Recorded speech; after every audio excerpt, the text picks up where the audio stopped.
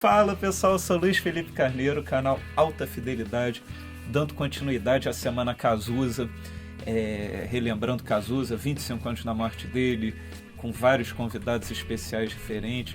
E hoje é dia de falar aqui sobre Barão Vermelho, o show no Rock in Rio, 1985. Tem um CD também, um CD e DVD. Eu costumo dizer que essa é a capa mais legal de um disco brasileiro que eu já vi. E para falar sobre esse show, estou aqui com um convidado que estava em cima do palco, aliás, ele está aqui.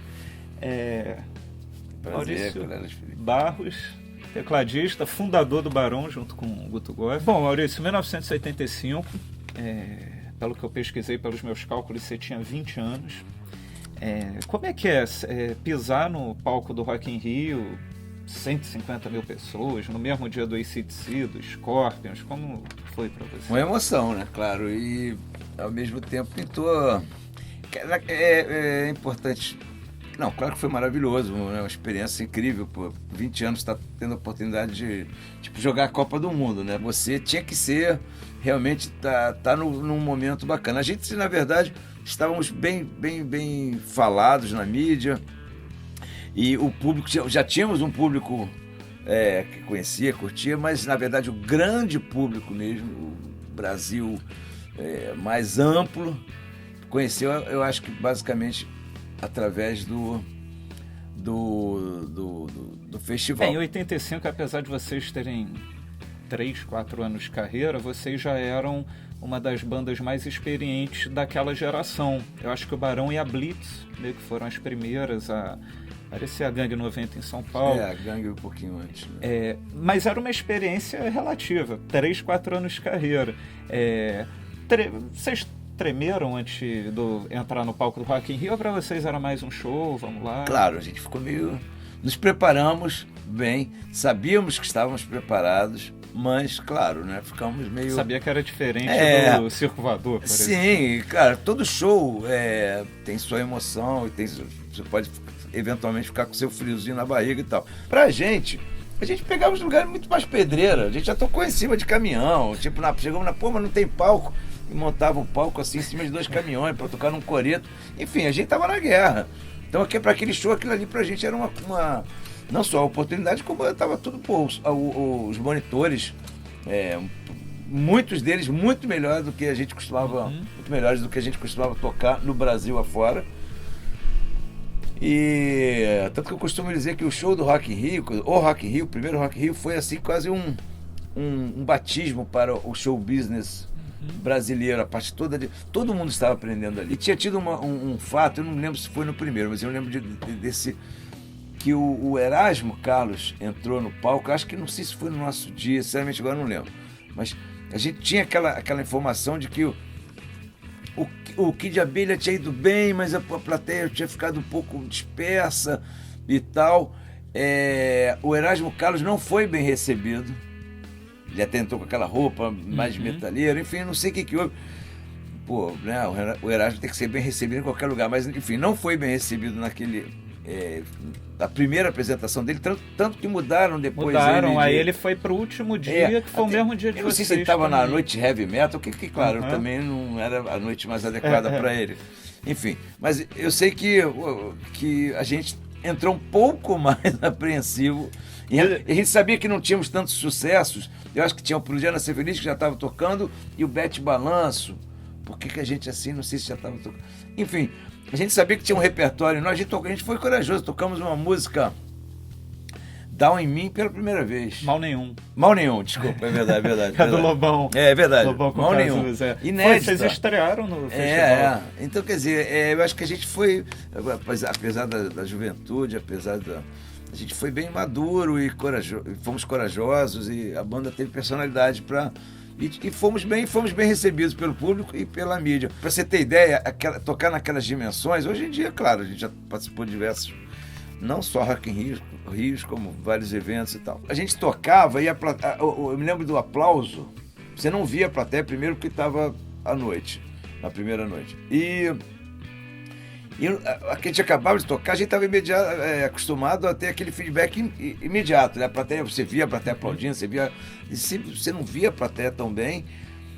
no dia 15, que era à noite, e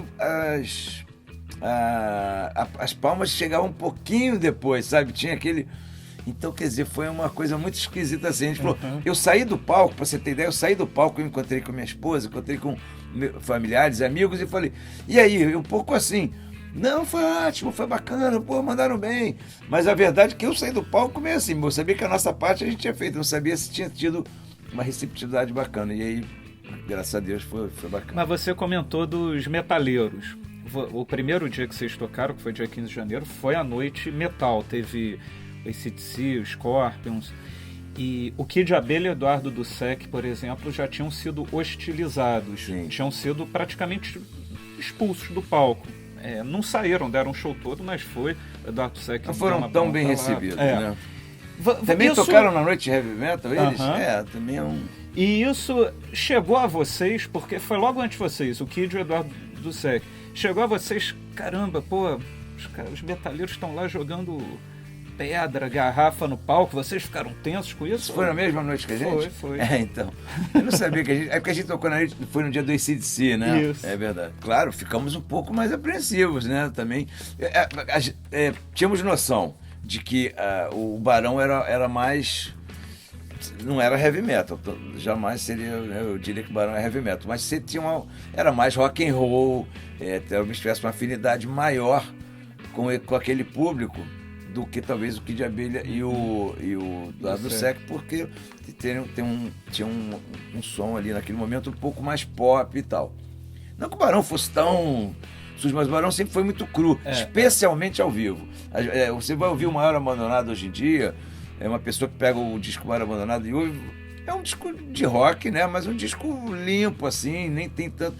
Tem um blues, tem sei lá o quê, mas é um disco, uma sonoridade até clean, né? Limpa.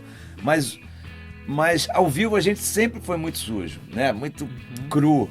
Então acho que isso a gente tinha essa noção que não espantaria tanto o público. Agora, não tinha certeza se daria acesso, se as pessoas gostariam.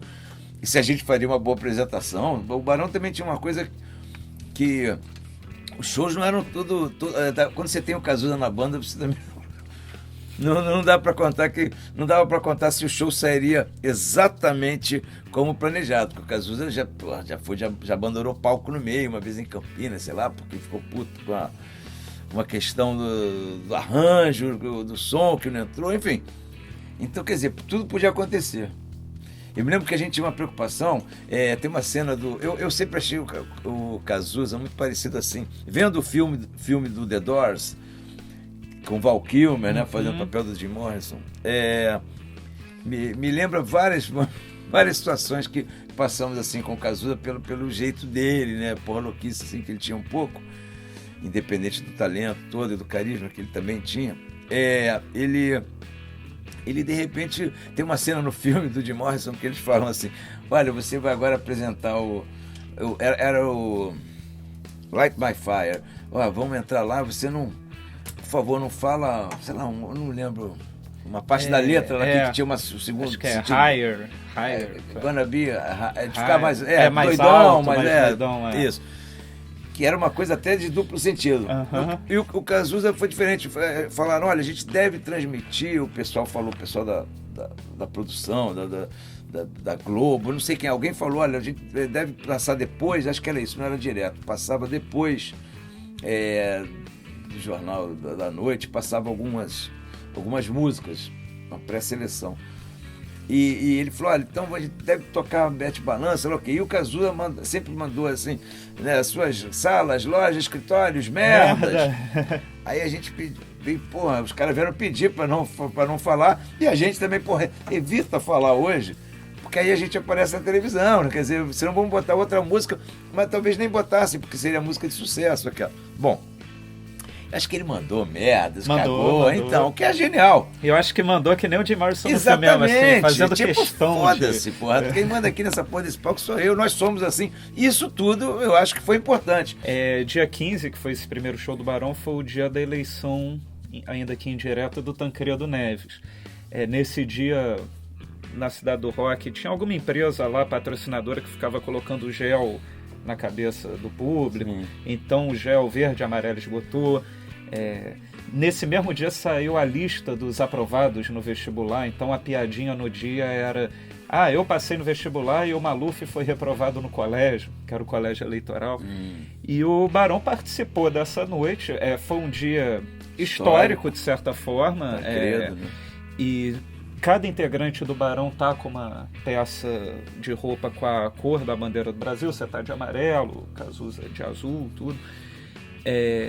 Qual era a sensação da banda? Foi um dia de felicidade que o Cazuza citou bem, inclusive no final do Podia Nascer Feliz, uma rapaziada nova. Aquilo saiu dele na hora, ele tinha falado alguma coisa? Na hora, totalmente na hora.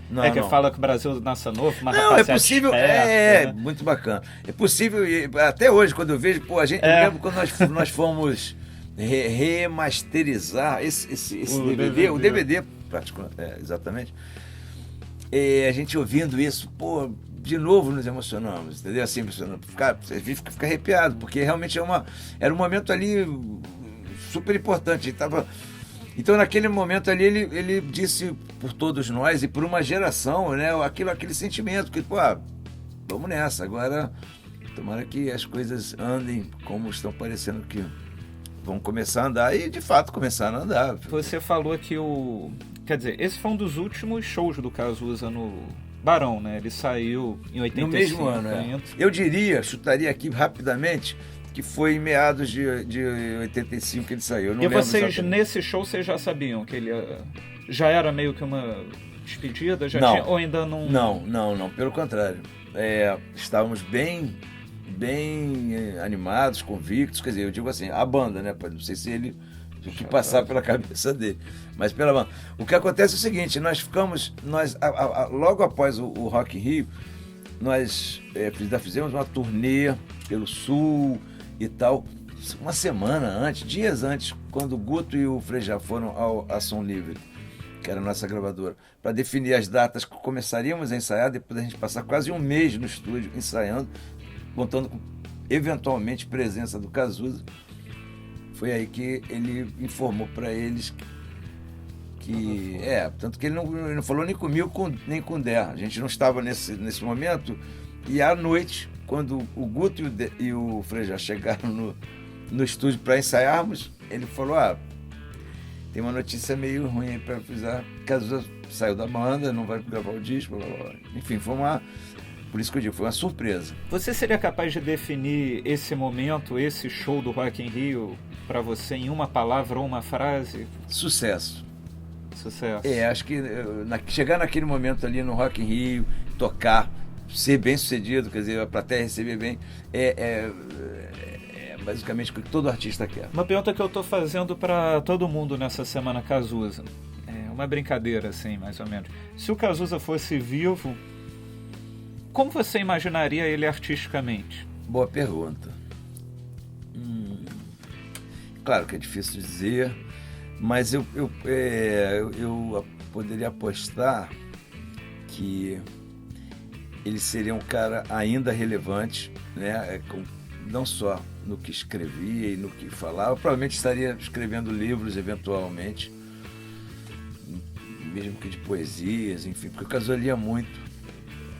Mas eu acho que com certeza ele seria uma figura inteligente, interessante e irreverente, mesmo que mais maduro e mais tranquilo, mas ainda irreverente, não de uma forma irreverente, louquice, de uma forma contundente. Não sei se seria necessariamente ligado a rock, de vez em quando devia ter talvez fosse uma coisa mais MPB, mas sempre com atitude, sem dúvida.